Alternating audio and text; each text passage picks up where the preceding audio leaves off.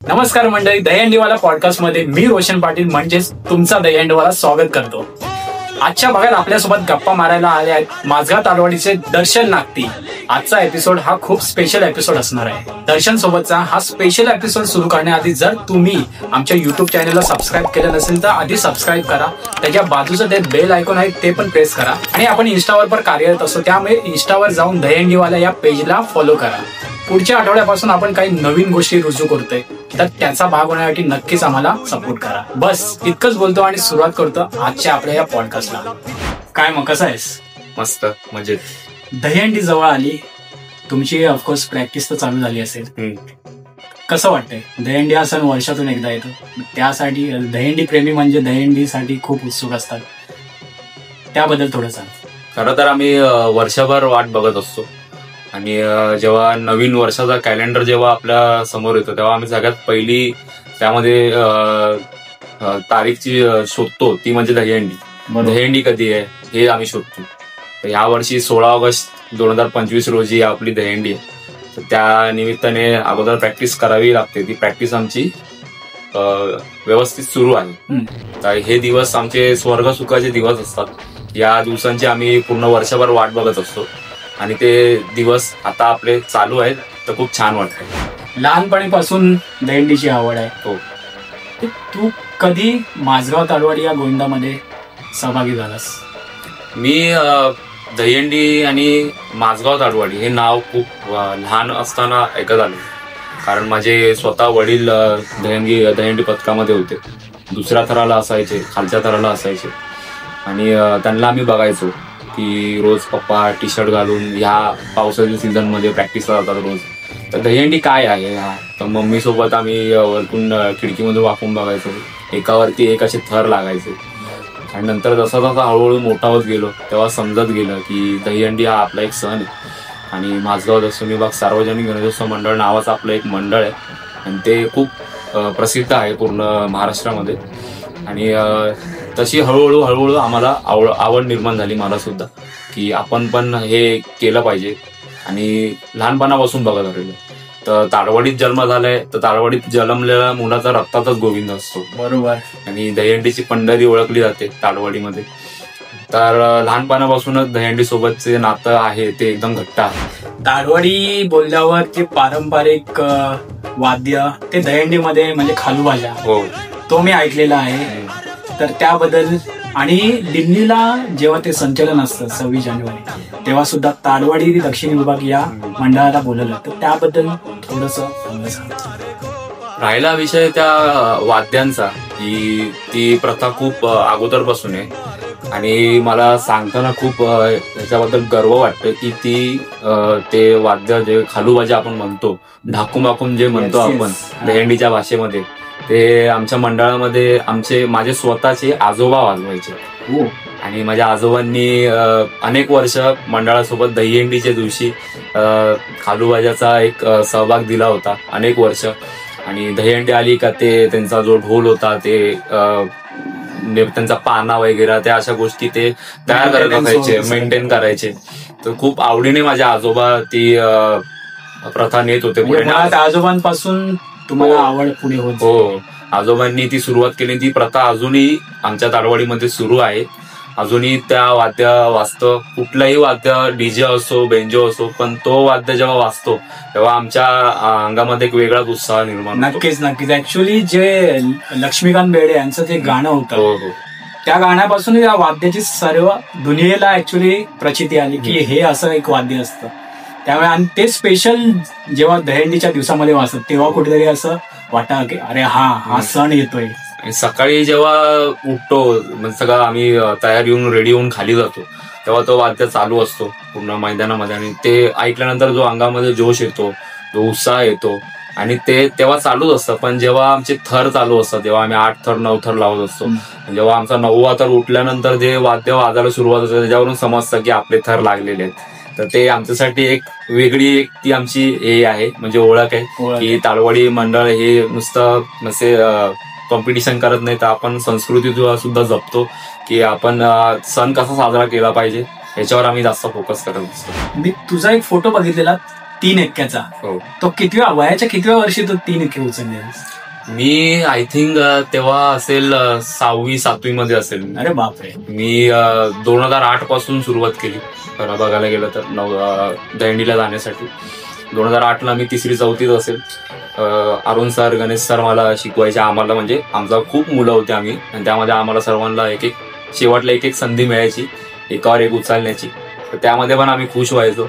पण असं करता करता त्यांनी आमच्यावर वर्क केलं की हीच मुलं पुढे जाऊन आपल्याला फायदा होईल. मुलांचा ही मुलं पुढे जाऊन 3 एक्के 4 एक्के असे उचलतील, आणि त्याचा फायदा आता होतोय. जे लहानपणी आम्ही 3 एक्के उचलले ते आता 4 एक्क्यांमध्ये त्याचा बदल झालेला. नक्कीच. म्हणजे जवळजवळ प्रत्येकाच्या ओठांवर की दर्शन नागती हा कोण आहे. दर्शन नागती जो अगदी सहजपणे, जे कोणाला पॉसिबल नाही, शक्य नाही, असे 4 एक्के अगदी न डगमगता सहजपणे तो उचलतो. तर तुम्ही 2008 मध्ये 4 एक्के लावलेले.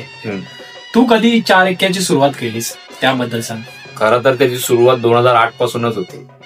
कारण 2008ला जेव्हा आमचे पहिले नवथर लागले तेव्हा खूप जण 4 एक्के उचलायचे. दर्शन पाटील होते, लहू पाटील होते, किरण म्हात्रे होते, संदीप शिवणे होते. अशी मुलं भरपूर जण 4 एक्के उचलणारी मुलं होती.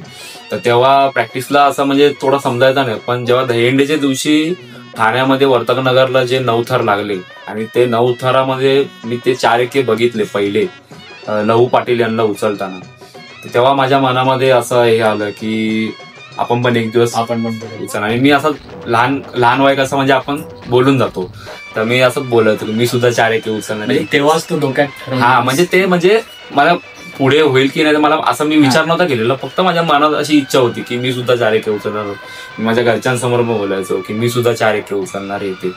पण त्यासाठी भरपूर स्ट्रगल करावा लागला, भरपूर मेहनत घ्यावी लागली. कारण तेव्हा माझं खूप लहान होतो मी, तर 4 एक्के तेव्हा पॉसिबल नव्हतं. तर तेव्हा आम्ही आमच्या अरुण सरांनी, गणेश सरांनी आम्हाला एक डबल एक्का, टिबल एक्का असं आम्हाला दिलं.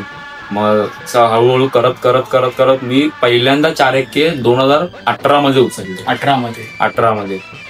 आणि तेव्हा माझ्यासोबतचाच एक मुलगा आहे संदीप पाटील म्हणून, तो सुद्धा 4 एक्के उचलायचा, आणि त्याच्यासोबत मी सुद्धा 4 एक्के उचलायचो.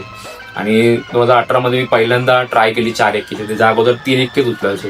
तर 3 एक्क्यांना 6 थराला चान्स भेटायचा, 7 थराला भेटायचा 3 एक्के उचलायला. पण 8 थरासाठी आणि 9 थरासाठी कधी चान्स नाही भेटायचा. तेव्हा मी शिडीच असायचो.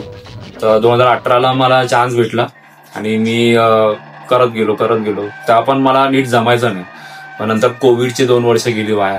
मग 2022ला मला चान्स भेटला की आपण केलं पाहिजे, आपण करायचंच आहे आता. कारण थोडासा माझा प्रॉब्लेम काय व्हायचा की मी वर जाऊन थोडासा कन्फ्युज व्हायचो. तर माझ्या मनामध्ये हीच खंत असायची की तुझं स्वप्न आहे 4 एक्के उचल, तुला उचलायचं. त्यासाठी तू जर असं कन्फ्युज असेल तर ते स्वप्न तुझं कधीच पूर्ण होणार नाही. तर तू जे काय होईल की तुला जी संधी भेटेल ती पहिली आणि शेवटची समजूनच तू हे केलं. तर मी ती संधी मला जेव्हा संधी भेटायची, मला आमचे प्रशिक्षक बोलायचे की तू आता ट्राय मार 4 एक्केची. तेव्हा मला मनामध्ये मी ठरवून जायचं की ही माझी पहिली आणि शेवटची संधी. कारण आमच्या इथे एकच 4 एक्के उचलणारा नाही, आमच्याकडे भरपूर 4 एक्के अल्टरनेटिव्ह असतात, खूप आहेत. 3 ते 4 जण 4 एक्के उचलणार आहेत आणि एकदम प्रॉपर उभे राहणार आहेत.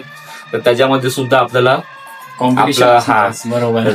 तेव्हा मी असा विचार केला की आपण पण 4 एक्केसाठी भरपूर प्रॅक्टिस केली पाहिजे, आणि ती त्या वर्षी केली. आणि फायनली 2021-22 मध्ये मला चान्स भेटला दहीहंडीच्या दिवशी 8 थराला उभा राहण्यासाठी. आणि ते स्वप्न माझं त्या टायमाला पूर्ण झालं. आणि त्याच्या नेक्स्ट इयरला मला 9 थराला सुद्धा उभा राहायला भेटलं. तर ह्याच्याने माझा एक्सपिरियन्स वाढत गेला की कसं आपण शिकत गेलो. असं नाही की 4 एक्के मी पूर्ण शिकून वर गेलो होतो. मी जेव्हा वरती गेलो तेव्हा मला समजलं की 4 एक्के नक्की असतात काय, की थरावरती बॅलन्स किती करायचा असतो, किती आपल्याला. आपण वजन तर घेणार, पण सगळ्यात वरती महत्वाची गोष्ट असते ती म्हणजे बॅलन्सिंग. कारण बॅलन्स हा भरपूर महत्वाचा फॅक्टर असतो त्या थरामध्ये. तो त्यावर वरती जाऊन मी शिकलो, आणि असं हळूहळू मला समजत गेलं. आणि जेव्हा तू 4 एक्के उचलतोस तेव्हा वरच्या तिघांची जबाबदारी तुझ्यावर असते. हो, खरं तर 4 एक्क्यांमध्ये सगळ्यात महत्वाचा एक्का असतो तो म्हणजे 3 एक्केवाला. कारण त्याला माझ्यावरती त्याला बिना सपोर्टचा त्याला माझ्यावरती बसायचं व्यवस्थित, मला गचका न देता. मी उठेपर्यंत त्याला बॅलन्स करायचं, त्याला स्वतःला उठायचंय, आणि त्याच्या वरच्यांना सुद्धा त्याला व्यवस्थित उठून खाली उतरवायचं. तर एक सगळ्यात महत्वाचा पार्ट असतो तो 3 एक्केवाला असतो. तुमच्या गोविंदामधलं त्याचं नाव? आमच्याकडे असे 3 ते 4 मुलं आहेत की ते 3 एक्के उचलतात. एक आहे राज घोसाळकर, दुसरा आहे आकाश कांबळे, तिसरा आहे अक्षत गायकवाड. अशी 3ही मुलं आहेत की जी 8 थर आणि 9 थर बघून आलेली आहे, की अगोदर 8 थराला सुद्धा उभे राहिलेली आहेत, 9 थराला सुद्धा उभे राहिलेले आहेत. तर ते बिंदास, त्यांना कधी म्हणजे असं वाटलं ना की आता आपण राजला ट्राय करूया, राज जाणार उभा राहणार, आपण आता आकाशला ट्राय करूया, आकाश पण इझी उभा राहणार, अक्षरला दिली अक्षर पण उभा राहणार. तर अशी मुलं आहेत की जी आमच्या प्रशिक्षकांनी तयार केलेली आहे की कधीही विश्वास ठेवू शकतो त्यांच्यावरती. आणि माझ्यासोबत सुद्धा संदीप आहे 4 एक्के उचलणारा, अक्षय कांबळी म्हणून एक आहे, जयेश म्हात्रे एक आहे, की आम्ही 3 ते 4 जण आम्ही 4 एक्के उचलणारे आहोत की जे आम्ही बोललं का आम्ही उभे राहू शकतो. तरी तुझ्या मते थरामधला कोणता पार्ट इम्पॉर्टंट आहे, म्हणजे दुसऱ्या थरावरचा, तिसऱ्या थरावरचा, असं तुझ्या मते कुठला पार्ट सगळ्यात इम्पॉर्टंट असतो? थरामध्ये बघायला गेलं तर सगळी मुलं ही इम्पॉर्टंटच असतात. भले तो मुलगा थरातला असो, शिडीतला असो किंवा एक्क्यांमधला असो, कारण एकमेकांच्या ह्याच्या बेसिसवरच आपण वर जाऊ शकतो. कारण गोविंदा हा सांघिक खेळ आहे, सांगितलं कोण आहे? टीम गेम आहे. टीम, त्यामध्ये कोणी असा वेगळा नाहीये की मी एक्क्यांमध्ये राहतो तर मला जास्त क्रेडिट दिलं पाहिजे, असं नाही. आम्ही सगळ्यात महत्वाचा म्हणजे जे क्रेडिट असतो ज्यांना दिला पाहिजे ते म्हणजे आपले खालचे थर असतात. बरोबर. कारण लोकांना कुठे फोटो येत नाही, कुठे लोकांना फक्त ते एक्के दिसतात की अरे हा हे 4 एक्के यांचे, पण लोकांचा थराकडे दुर्लक्ष होतं थोडंसं, की जो बेस असतो तो महत्वाचा असतो. 150-200 किलो वजन अंगावर घेणं हे खरं सोपी गोष्ट नसते, आणि ते वजन ते पेलवतात. तर खरे हिरो माझ्या नजरेतले तरी हा खालचा थर असतो. बरोबर. त्यांचं तर आपण कौतुक केलंच पाहिजे, कारण त्यांच्यामुळेच वरचे थर रचले जातात आणि रेकॉर्ड्स होतात, आणि त्यांचंही कुठेतरी नाव होत नाही ते, कारण ते आतल्या थरामध्ये असतात. दहीहंडीमध्ये असताना म्हणजे असं कधी शिकण्यासारखं भरपूर मिळालं, मला शिकायला भरपूर मिळालं की ह्याच्यामध्ये हा गेम असा आहे ना, हा खूप पॅशन आहे, ह्या गेम मध्ये खूप जिद्द आहे, जिगर आहे, आणि खूप मेहनत आहे ह्या गेम मध्ये. आणि ह्याच्यामधूनच समजलं की मेहनत किती करावी लागते माणसाने, कुठल्याही क्षेत्रात असो. मी असं नाही म्हणत की दहीहंडीमध्येच आहे, आपण कुठल्याही क्षेत्रात असो आपल्याला मेहनत भरपूर करायची. आणि ती मेहनत मी ह्या आपल्या खेळातून, या सणातून मी शिकलो. आणि ती मेहनत जेव्हा आपली सक्सेस होते तेव्हा तो जो उत्साह असतो आपला तो एक वेगळा असतो. जेव्हा 4 एक्के उचलल्यानंतर जे टाळ्या वाजतात त्याच्यापेक्षा सॅटिस्फॅक्शन मला कुठेच भेटत नाही. आणि जेव्हा तो वरचा एक्का जेव्हा उठतो आणि तेव्हा ज्या टाळ्यांचा आवाज होतो, जे शिट्ट्या वाजवतात, जे ओरडतात, सगळं चालू असतं, ते अनबिलिव्हेबल असतं. पूर्ण वर्षभर मी ह्या दिवसाची वाट बघत असतो. प्रॅक्टिसचं तर ठीक आहे, पण जेव्हा दहीहंडीचा दिवस येतो ना, त्या दिवशी जे थर लागतात आणि जेव्हा वरचा एक्का उठल्यानंतर जो आवाज होतो, त्या आवाजाने अंगामध्ये अजून उत्साह येतो, अजून जोश येतो, आणि एक वेगळाच सॅटिस्फॅक्शन मिळतं त्यामध्ये. मी लाईव्ह मध्ये कुठेही असेल, वरती असेल किंवा खाली असेल, पण इथे जे सॅटिस्फॅक्शन जे मिळतं ना मला दहीहंडीमध्ये थर लागल्यानंतर, ते कुठेच मिळत नाही. नक्कीच. हे जे वर्णन तू केलंस ते ऍक्च्युली जो गोविंदा खेळतो त्या प्रत्येकाला हा क्षण, म्हणजे टाळ्यांचा आवाज होतो थर लागल्यावर, तो प्रत्येकाला त्यांच्या अंगावर शहारे येणार आहे. आणि तो दिवस, दहीहंडीचा दिवस असा असतो ना की रेग्युलर आपण जेव्हा उठतो की झोपेतून सकाळी उठतो तेव्हा आपल्या डोळ्यावर झोप असते, असं एकदम थकलेलो असतो आपण. पण दहीहंडीची जी सकाळ असते ना, तेव्हा जी पहिल्यांदा आपला जो डोळा उघडतो आणि उघडल्यानंतर जे अशी डोळ्यावर झोप असतं ते म्हणजे डोळ्यावरची तेज, ॲग्रेशन, की आज काहीतरी आहे आपलं, आज आपला दिवस आहे, आपला गोविंदाचा दिवस आहे. आणि त्या दिवशी एक वेगळीच वाईब असते, अंगामध्ये वेगळा जोश असतो. 50% ताकद तर अर्धा गोविंदच देतो आपल्याला.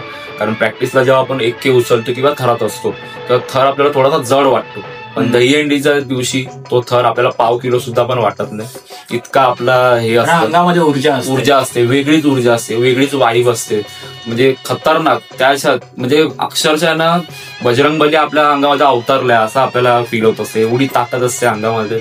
आणि वेगळा जोश असतो, वेगळा उत्साह असतो.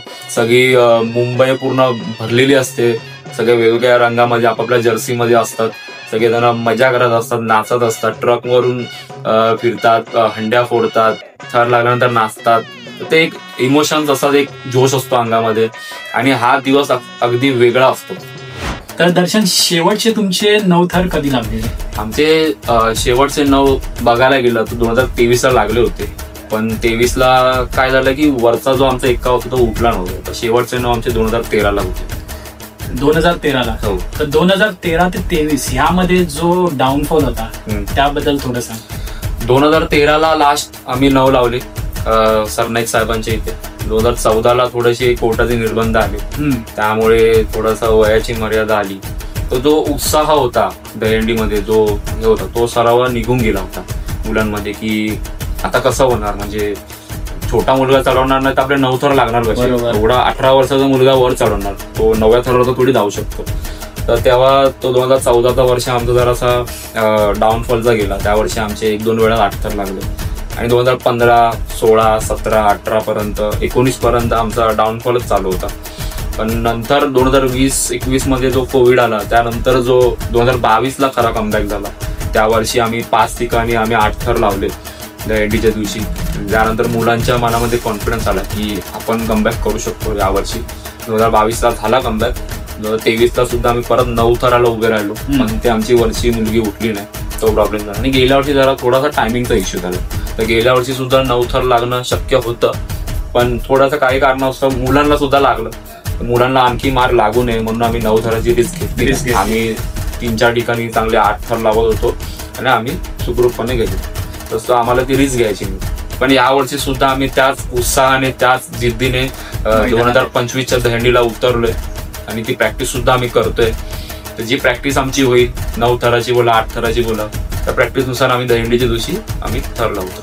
माजगाव ताडवाडीने 2008 मध्ये रेकॉर्ड केलेला, त्या रेकॉर्ड बद्दल थोडीशी माहिती सांग. 2008 जो रेकॉर्ड झाला त्याची खरी सुरुवात होती ती 2007 पासून. कारण 99 साली पहिले 8 थर लागले, तिथून ते 2007 पर्यंत आम्ही व्यवस्थित 8 थर लावून उतरत होतो. तर 2007 साली आपल्या माननीय प्रताप सरनाईक साहेबांच्या इथे वर्तकनगर हंडी होती, तिथे आम्ही 9 थराची ट्राय केली 2007 मध्ये. तर 3 वेळा आम्ही प्रयत्न केला, पण तो प्रयत्न आमचा अयशस्वी झाला 2007 मध्ये. आणि तेव्हा मुलांच्या मनामध्ये एक खंत होती की आपण 9 थराचा प्रयत्न केला पण तो आपला यशस्वी झाला नाही. तर ते 365 दिवस सर्व मुलांच्या मनामध्ये धगधगतं स्वप्न होतं की 2008च्या दहीहंडीला आपण 9 थरांचा विश्वविक्रम करणार म्हणजे करणार. ही मुलांच्या मनामध्ये हे होती. आणि 2007 साली एक छोटा किस्सा असा झाला होता की बाळ नांदगावकर साहेब आमच्या सोबत असायचे, आमच्या दहीहंडी सोबत, आमच्या मंडळासोबत असतात. तर त्या टायमाला प्रताप सरनाईक साहेबांनी त्यांना बोलले 2007 साली की तुम्ही आमच्या स्टेजवर या. तर बाळा नांदगावकर बोलले मी तुमच्या स्टेजवर जेव्हा येईल जेव्हा आमचे 9 थर लागतील. आणि 2008 साली आम्ही तो विश्वविक्रम करून दाखवला. आणि बाळा नांदगावकर साहेब मानाने त्या स्टेजवर गेले आणि त्यांनी शब्द दिला होता की मी विश्वविक्रम करणार, 9 थराची हंडी फोडणार, मगच तुमच्या स्टेजवर येणार. त्यांनी तो शब्द दिलेला, पण तो शब्द सार्थ करणारा म्हणजे मंडळाची मुलं होती, म्हणजे तुमचा सहभाग आहे. आणि मुलांनी मेहनत खूप घेतली होती त्यासाठी. 365 दिवस म्हणजे आमच्या एकच स्वप्न आपल्याला 9 थर लावायचे. त्यासाठी थरामध्ये बदल आले, थरामध्ये भरपूर चेंजेस करण्यात आले की ह्याच्यावर आपण 4 एके उचलू शकतो. तर तेच करून करून एक फायनल आमचा हे तयार झाला, थर तयार झाला आणि त्याच्यावरती आम्ही 4 एके उभे केले. तेच कारण दहीहंडी विश्वामध्ये त्याआधी 4 एके असे कोणीच लावले नव्हते. आता तुमची प्रॅक्टिस रोज चालू असते? रोज चालू असते. मग तुमच्याकडे पण म्हणजे बाहेरून अशी कोणती पथकं येतात का, म्हणजे काय टेक्निक? कारण बहुतेक जण आता मी बघतोय की 4 एके लावायला लागले, तर 4 एके सहज लावू शकत नाही, त्यांना काहीतरी कुठेतरी गायडन्स मिळत असेल. तुमच्या इथून पण मला ऐकायला आलं की तुम्ही गायडन्स वगैरे भरपूर पथकं येतात, भरपूर येतात, म्हणजे आवडीने येतात. आणि आम्ही सुद्धा त्यांना म्हणजे असं आवडीने शिकवतो की आपला दहीहंडी सण आहे की तो आपण एकत्र सगळी आपली मंडळ, मुंबईमधली जेवढी मंडळ आहे ती सगळी आपण एकत्र आहोत. आपण हा एक गेम खेळतोय, एक सण आहे आपला, आणि प्रत्येकाची इच्छा असते की आपल्या मंडळाचे चांगले थर लागले पाहिजे. तसं आम्हाला सुद्धा वाटतं की कुठलंही मंडळ आमच्याकडे आलं एक मदतीसाठी तर आम्ही नक्की त्यांच्यासाठी आमचे दरवाजे उघडे असतात मैदानाचे. आणि त्या मैदानात येऊन स्वतः प्रॅक्टिस करतात. त्यांना आम्ही सांगतो की असं असं तुम्ही करा, तसं असं करा, आणि त्या पद्धतीमध्ये ते थर लावतात. अशी अनेक मंडळं आली गेल्या वर्षी की ते 4 एके कसे लावायचे शिकून गेले. त्यांनी त्यावरती 4 एके उभे केले, 7 थराला 8 थराला असे उभे केले त्यांनी. नक्कीच, म्हणजे जे आपल्याकडे ज्ञान आहे ते एकमेकांना वाटल्यावरच त्याची त्यात भर पडते. दहीहंडीसाठी फिटनेस किती महत्वाची आहे? कारण काही जण बोलतात की मी शेवटच्या दिवशी शिडीमध्ये उभं राहीन आणि मग नंतर दहीहंडीच्या दिवशी ते हे अंगावर जोर घेतात, मग तेव्हा दुसऱ्या दिवशी त्यांना दुखापत वगैरे इजा होते. त्याबद्दल थोडं सांग. फिटनेस खूप महत्वाची आहे याच्यासाठी, खूप म्हणजे खूप. म्हणजे पर्सनली माझा विचार केला तर मी वर्षभर माझा व्यायाम चालू असतो. आम्ही कबड्डी खेळतो, क्रिकेट खेळतो, सगळे आमचे स्पोर्ट्स चालू असतात आणि वर्षभर आम्ही व्यायाम करतो.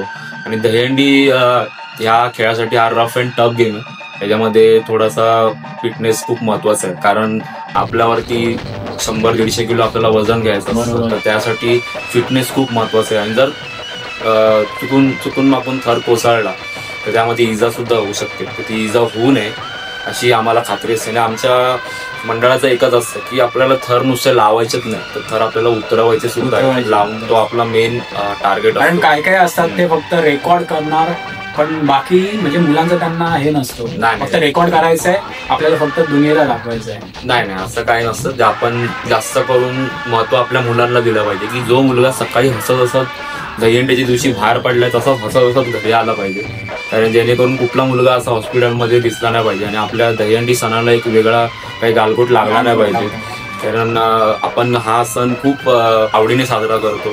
ह्याच्यासाठी आपण फिटनेस व्यायाम करणं खूप महत्वाची गोष्ट आहे. तर हाच तू दुसऱ्या मंडळांना म्हणजे काय एक संदेश देशील की ज्यांचं पथक पण रजिस्टर नसतं आणि ते गोविंदाच्या आदल्या दिवशी प्रॅक्टिस आणि फक्त काही पैसे मिळतील गोविंदाच्या दिवशी त्यामुळे बाहेर पडतात, मग त्यामुळे कुठेतरी इजा होते, अपघात होतात, तर तो अपघात टाळावा यासाठी तू काय एक संदेश देशील?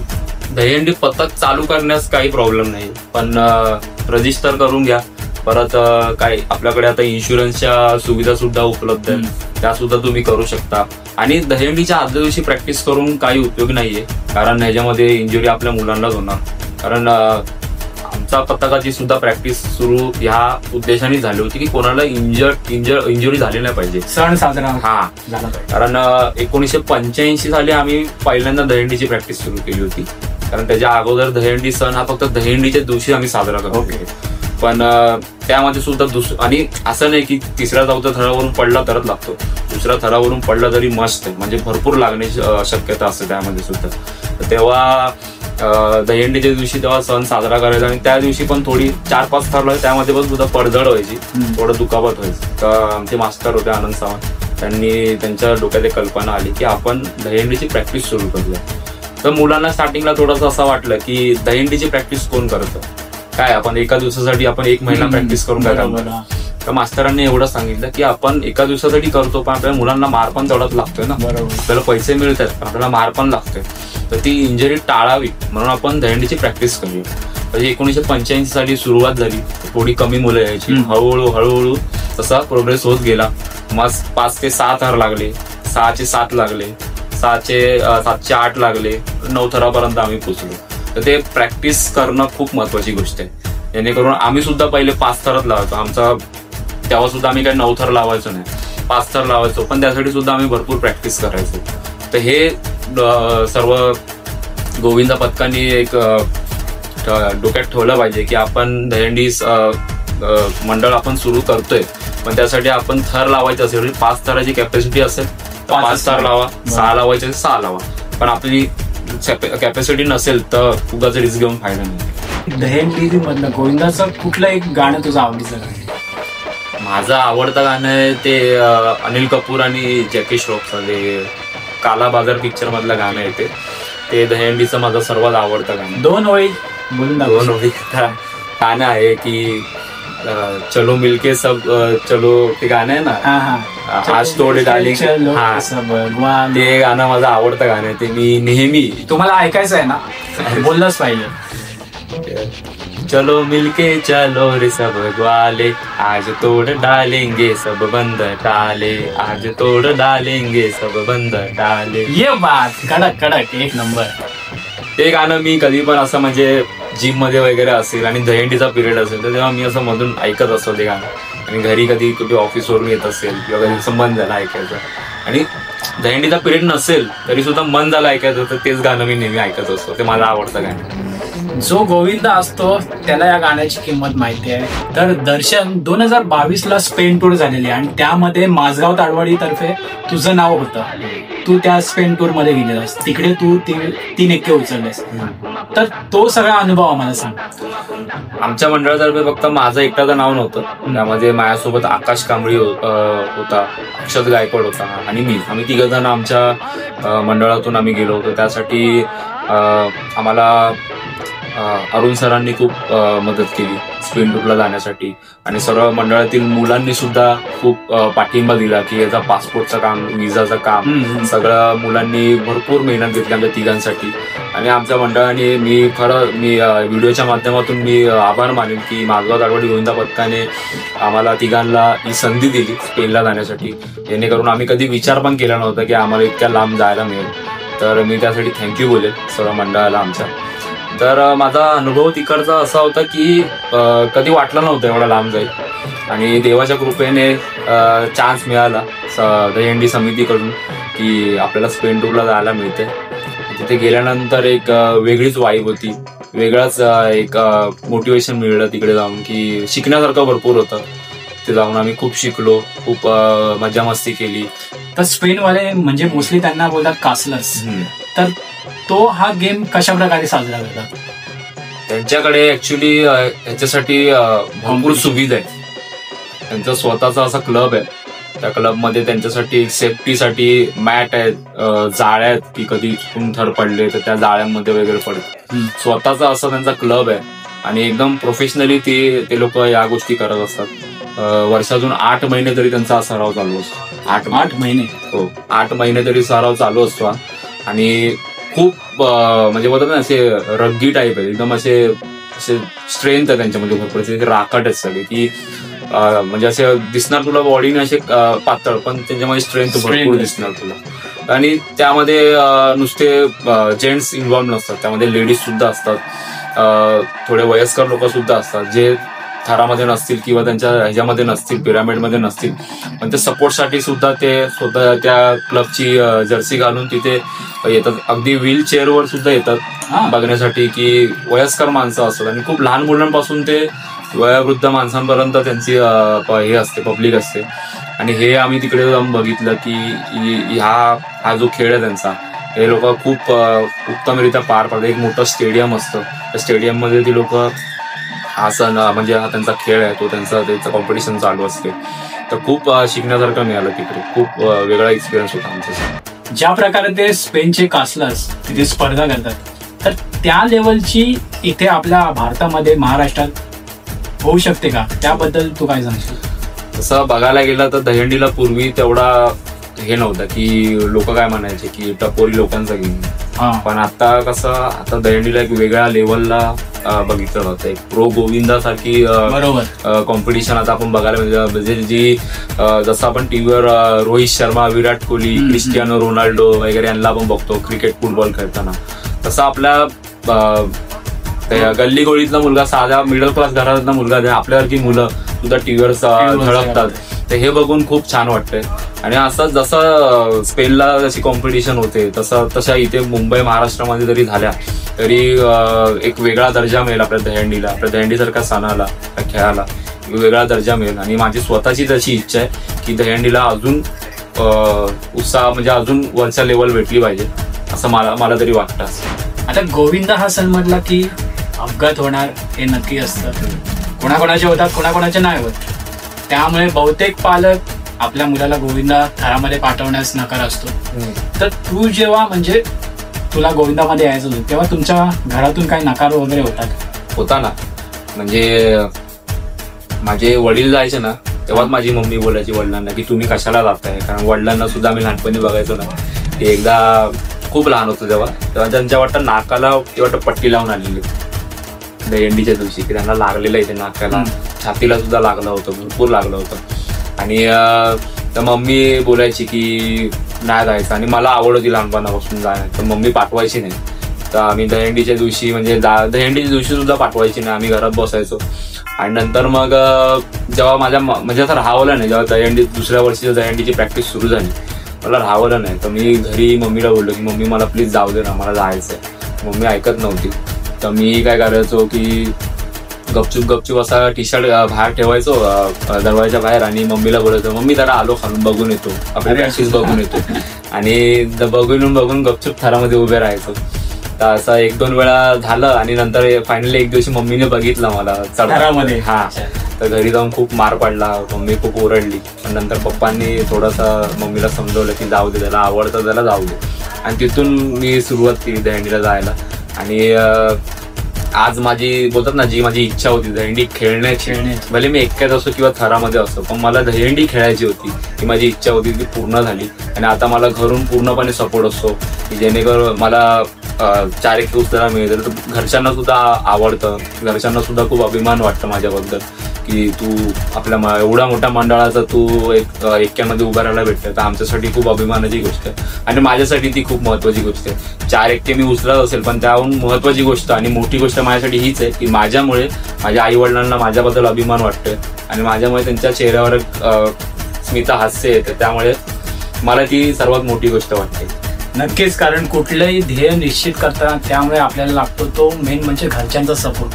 आणि तो सपोर्ट तुला वडिलांनी तेव्हा केला. अजूनही करतात आई वडील. आणि माझा मोठा भाऊ सुद्धा मला सपोर्ट करतो, भरपूर सपोर्ट करतात की तू कर, तुला आवडतं ना तू कर. आपल्या आणि सर्वात महत्वाची गोष्ट म्हणजे हा काही असं इंडिव्हिज्युअल हेतू नाहीये की दहीहंडी खेळण्यामागचा. हा आमचा हेतू आहे ते म्हणजे ही देवसेवा आहे. कारण आमचा मंडळ आहे, ज्या मंडळातून जो दहीहंडीच्या दिवशी जो आम्हाला जी रक्कम येते ती एकही रक्कम कुठल्याही मुलाला जात नाही. ती रक्कम जाते ती आमच्या गणरायाच्या चरणी जाते.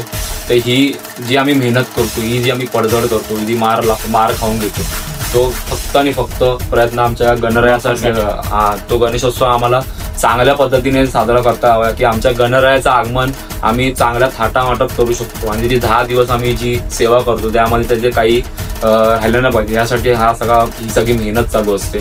आणि ही देवसेवा आहे, ही आम्ही देवसेवा म्हणून जातो की हे देवासाठी जातोय. आपल्या नावता आहे आपल्या मागे आणि देवासाठी करतो. त्यामुळे माझगाव दक्षिण विभाग सार्वजनिक गणेशोत्सव मंडळाला एक वेगळा हे मिळालेला आहे, दर्जा मिळालेला आहे. लोक इन्स्पिरेशन समजतात आपल्या मंडळाला. तर हे खूप छान वाटतं मला की इतक्या मोठ्या मंडळाचा मी एक पार्ट आहे. त्यामध्ये मला एक्क्यांमध्ये उभा राहण्याची संधी मिळते, ही माझ्यासाठी खरं सर्वात खूप मोठी गोष्ट आहे. मंडळातर्फे काही सामाजिक उपक्रम वगैरे होतात ना, म्हणजे रक्तदान शिबिर होतात, लेडीजसाठी प्रोग्राम होतात आमच्या गणपतीमध्ये, गरबा असतो वगैरे, सगळ्या गोष्टी आमच्या तालवाडीमध्ये चालू असतात. क्रिकेटचे सामने होतात, कबड्डीचे सामने होतात, खूप काही गोष्टी उपक्रम आम्ही करत असतो. आणि गणपतीमध्ये तर पूर्ण 10 दिवस तर मुलांचे उत्साह वेगळाच असतो. कारण दहीहंडीमधून जो पैसा येतो तर त्या मुलांना सॅटिस्फॅक्शन मिळतं की आपल्या बाप्पासाठी आपण मेहनत केली आणि आपल्या बाप्पाचं आगमन आपण या पैशातून आपण करतोय. तर आपण बाप्पासाठी मेहनत करायची, काही होऊ दे, आपल्याला काही लागलं काही झालं आणि त्याचं फळ आम्हाला मिळालं. म्हणजे थरांचे नवनवे विश्वविक्रम आपण बघतोय, पहिले 8 थर, पहिले 9 थर हे माझगाव तालवाडी गोविंद पथकाने लावून दाखवले. तर यामागे आपल्या गणरायाचे आमच्या पाठीचे आशीर्वाद भरपूर आहेत. आणि आमच्यात नाही तर पूर्ण मुंबईतील जेवढी पण मंडळ आहेत तर सर्वांच्या पाठीशी गणरायाची आशीर्वाद आहे. आणि मेहनत करतात सर्व मुलं आणि त्या मेहनतीचं फळ त्यांना मिळालं पाहिजे. तुला एक सांगायचं होतं की आमच्या मंडळामध्ये ना जसा फिटनेसचा विषय निघतोय तर दहीहंडी या खेळामध्ये फिटनेस तर आलाच, फिटनेस, पण त्याच्यावरती गोष्ट जी असते ती म्हणजे जिगर, बरोबर, जिद्द. कारण आमच्या गोविंदा पथकामध्ये प्रोफेशनल बॉडी बिल्डर सुद्धा येऊन गेले. अच्छा. की थरामध्ये त्यांना राहायचं होतं आणि ते खालच्या थराला सुद्धा राहिलेत. आणि त्यांना जेव्हा समजलं की खूप वेट येतोय, भरपूर येते असं, तर ते थोडासा बॅकफुटला गेले. तसं मी म्हटल्याप्रमाणे बोललो की फिटनेसच्या वरती असते ती म्हणजे जिगर. की फिटनेस तर असलीच पाहिजे, पण त्याहून जास्त असते ती म्हणजे मेंटॅलिटी. आपल्यामध्ये जिद्द पाहिजे, आपले ते रेडी पाहिजे मेंटली की आपल्याला हे थरात राहायचं, आपल्याला एक्क्यांमध्ये राहायचंय. तर हा प्रॉपर जिद्दीचा गेम आहे. कारण दहीहंडीच्या दिवशी सुद्धा बघतो की 9 थर लावताना सुद्धा पताका पडत असतात, 8 थर लावताना, पण त्या जिद्दीने ते परत उभे राहतात. ही काय झाली, ही झाली जिद्द, जिगर. हे जिगर खूप महत्वाची आहे या खेळामध्ये. यामध्ये जिगरीचा हा गेम आहे. यामध्ये भरपूर म्हणजे फिटनेस त्या गोष्टी हव्याच, पण त्यावरती टॉपला तर मी जिगरच ठेवेल. कारण जिगर असली पाहिजे, यामध्ये जिद्द असली पाहिजे. आणि त्या बेसिसवरच आपण हे मानवी मनोरे उभे करू शकतो. शेवटचा प्रश्न आहे, माझगाव ताडवाडी यावर्षी किती थर? किती थर लावायचं ते आमचे प्रशिक्षक ठरवतीलच, पण आमचा प्रयत्न असेल की जेवढी प्रॅक्टिस असेल तितकेच आम्ही थर लावू. प्रॅक्टिस नसेल, 9 थराची प्रॅक्टिस असेल तर 9 थर लावू, 8 थराची प्रॅक्टिस असेल तर 8 थर. कारण बहुतेक सगळ्यांची नजर दरवर्षी प्रत्येकाची नजर असते माझगाव ताडवाडी या गोविंदावर. तरी म्हणजे टीव्हीवर पण जरी कुठे तुम्ही गेलात तर तुम्हाला तो मान भेटतो, सन्मान भेटतो.